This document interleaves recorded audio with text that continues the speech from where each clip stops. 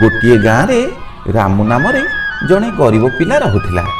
ତା ପରିବାରରେ ଏକ ରୋଗିଣୀ ମା ଓ ଛୋଟ ଭଉଣୀ ରହୁଥିଲେ। ରାମୁର ପିତା କିଛି ବର୍ଷ ପୂର୍ବେ ଏକ ଅସାଧ୍ୟ ରୋଗରେ ପଡ଼ି ଆରପାରିକୁ ଚାଲି ଯାଇଥିଲେ। ତେଣୁ ରାମୁ ଉପରେ ଘରର ସବୁ ଦାୟିତ୍ୱ ଥିଲା। ସେ ବହୁ ପରିଶ୍ରମ କରୁଥିଲା। ପ୍ରତିଦିନ ସକାଳୁ ଉଠି ଗାଁରେ ଥିବା ଲୋକମାନଙ୍କ ଘରକୁ ଛୋଟ ଛୋଟ କାମ କରିବାକୁ ଯାଉଥିଲା। କାହାକୁ ପାଣି ଆଣି ଦେଉଥିଲା ତ କାହାର କାଠ କାଟୁଥିଲା, ଆଉ କେତେ ଜଣଙ୍କ ଜମିରେ ଯାଇ ହଳ କରୁଥିଲା। ଛୋଟ ପିଲାଟେ ଭାବି ଲୋକମାନେ ତାକୁ ଅଳ୍ପ ପଇସା ଦେଇ ବିଦା କରି ଦେଉଥିଲେ। ରାମୁ ଯେତିକି ପରିଶ୍ରମ କରୁଥିଲା ତା ତୁଳନାରେ ତାକୁ ବହୁତ କମ୍ ପଇସା ମିଳୁଥିଲା। ତେଣୁ ଘର ଚଳାଇବା ତା ପାଇଁ ଦିନକୁ ଦିନ କଷ୍ଟ ହୋଇ ଯାଉଥିଲା। ସେଥିପାଇଁ ସେ ସବୁବେଳେ ଚିନ୍ତିତ ରହୁଥିଲା। ତଥାପି ସେ କେବେ ହତାଶ ହେଉନଥିଲା। ସବୁବେଳେ ତା ମାକୁ ସାହସ ଦେଇ କହୁଥିଲା, ମା ତୁ ଦେଖିବୁ ରହ, ଦିନେ ନା ଦିନେ ଆମ ଦୁଃଖ କଷ୍ଟ ଦୂର ହୋଇଯିବ। ରାମୁର ଛୋଟ ଭଉଣୀ ବହୁତ ବୁଦ୍ଧିମତୀ ଥିଲା, କିନ୍ତୁ ପଇସା ଅଭାବରୁ ସେ ପ୍ରତିଦିନ ପାଠଶାଳାକୁ ଯାଇପାରୁନଥିଲା। ଏହି କଥାଟା ରାମୁ ମନକୁ ସବୁବେଳେ ଦୁଃଖ ଦେଉଥିଲା।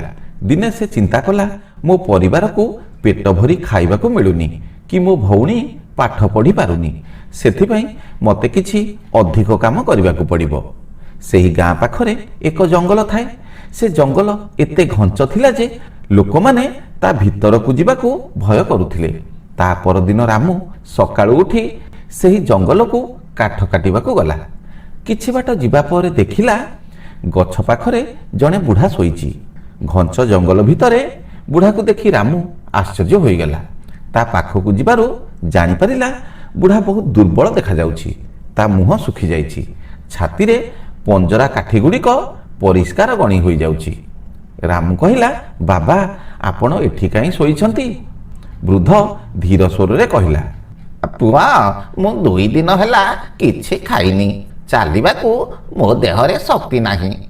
ରାମୁ ପାଖରେ ତ 2ଟି ରୁଟି ଥିଲା। ସେ ତାକୁ ନିଜେ ଖାଇବା ପାଇଁ ରଖିଥିଲା। ବୁଢ଼ାର ଅବସ୍ଥା ଦେଖି ତା ମନରେ ଦୟା ଆସିଲା। ତେଣୁ ରାମୁ ସେ 2ଟି ଯାକ ରୁଟି ବୁଢ଼ାକୁ ଦେଇଦେଲା। ଅଳ୍ପ ସମୟ ଭିତରେ ବୁଢ଼ା ସେ ରୁଟିକୁ ଖାଇଦେବା ପରେ ରାମୁ ନିକଟରେ ଥିବା ଏକ ଝରଣାରୁ ପାଣି ଆଣିଦେଲା। ପାଣି ପିଇ ସାରିବା ପରେ ବୁଢ଼ା ଖୁସି ହୋଇଗଲା। କହିଲା, ଭଗବାନ ତୋର ମଙ୍ଗଳ କରନ୍ତୁ, ନିଜେ ଭୋକିଲା ରହି ତୋ ଖାଦ୍ୟ ମୋତେ ଦେଲୁ, ମୁଁ ତତେ ଖାଲି ହାତରେ ଛାଡ଼ିବିନି। ରାମୁ କହିଲା, ମଉସା ମୁଁ କିଛି ଆଶା ରଖି ତୁମକୁ ସାହାଯ୍ୟ କରିନି। ତମେ ସୁସ୍ଥ ହୋଇଗଲ, ଏହା ଦେଖି ମୁଁ ବହୁତ ଖୁସି ହେଲି। କିନ୍ତୁ ବୁଢ଼ା ତା ଥଳି ଭିତରୁ ଏକ ଘଣ୍ଟି ଓ ଗୋଟେ ମଞ୍ଜି ବାହାର କରି ରାମୁ ହାତକୁ ଦେଲା।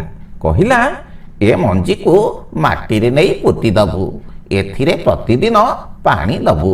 ଏ ଗଛରେ ଯାହା ଫଳିବ ତାକୁ ଦେଖି ଲୋଭ କରିବୁନୁ। ତୋର ଯେତିକି ଦରକାର ସେତିକି ତୋଳିବୁ, ଆଉ ସବୁ ଲୋକମାନଙ୍କ ଉପକାରରେ ଲଗେଇବୁ। ଆଉ ଏ ଘଣ୍ଟିକୁ ରଖିଥବୁ, ଯିଏ ବିପଦରେ କି ରୋଗ ବୈରାଗ୍ୟରେ ପଡ଼ିଥିବ ୟାକୁ ବଜାଇ ଦବୁ, ସେ ସଙ୍ଗେ ସଙ୍ଗେ ସୁସ୍ଥ ହେଇଯିବ। ସେଦିନ ରାମୁ ଅଳ୍ପ କିଛି କାଠ ଆଣି ଘରକୁ ଆସିଲା। ସେ ଜାଣିନଥିଲା ଏ ମଞ୍ଜିର ବିଶେଷତା କ'ଣ। ଯେତେବେଳେ ସନ୍ଧ୍ୟାରେ ଘରକୁ ଆସିଲା ତା ମାକୁ ସବୁ କଥା କହିଲା।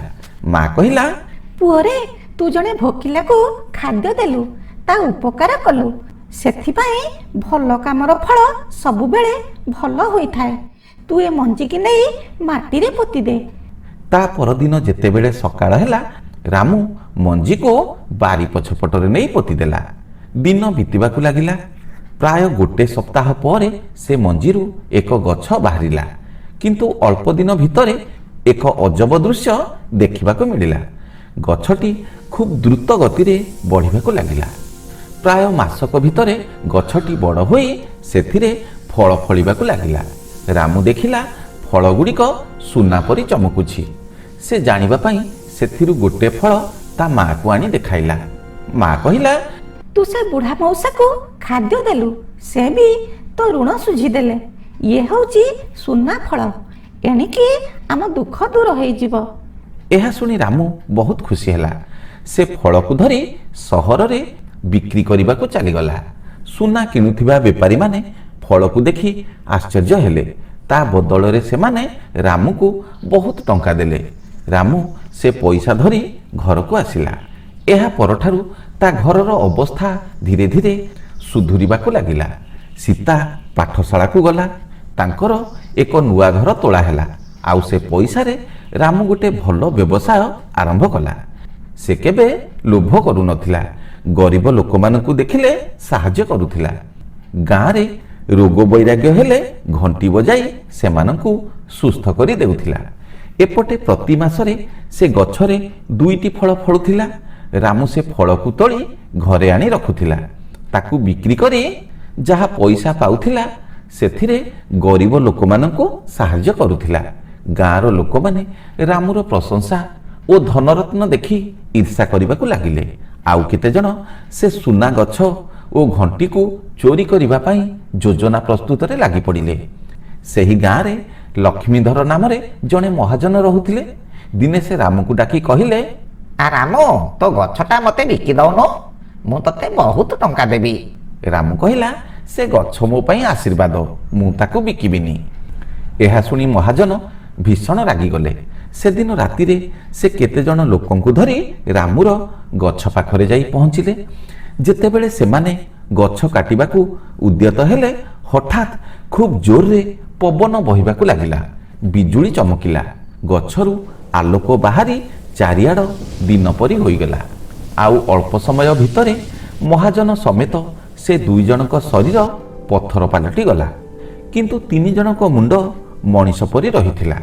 ତା ପରଦିନ ସକାଳ ହେଲା। ଗାଁ ଲୋକମାନେ ଖବର ପାଇ ରାମୁ ବାରିପଟରେ ଆସି ଜମା ହୋଇଗଲେ। କିନ୍ତୁ ରାମୁ ଓ ତା ପରିବାର ଏ କଥା ଜାଣିନଥିଲେ। ଯେତେବେଳେ ରାମୁ ତା ବାରିପଟକୁ ଗଲା, ମହାଜନ କାନ୍ଦି ପକାଇଲେ।